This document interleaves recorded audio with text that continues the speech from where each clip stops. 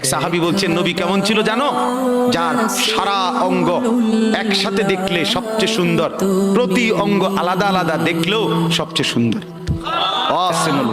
আরেকজনকে বলছে আপনি বলেন তো, আরেক সাহাবী বলছে আমি বলি যে নবী ছিলেন এমন যাকে একবার দেখলে আবার দেখতে মন চায়, দ্বিতীয়বার দেখলে প্রথমবারের চাইতে আরো সুন্দর মনে হয়, যত তারে দেখি তত সুন্দরই লাগে।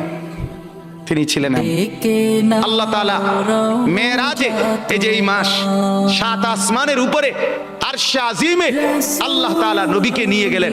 যখন আরশের উপরে আল্লাহ তাআলা রাসূল সাল্লাল্লাহু আলাইহি সাল্লামকে দাঁড় করাইলেন, এইবার আল্লাহ বললেন বন্ধু কোনানে আনছি জানেন? আপনি জানেন কোথায় আনছি আপনারে?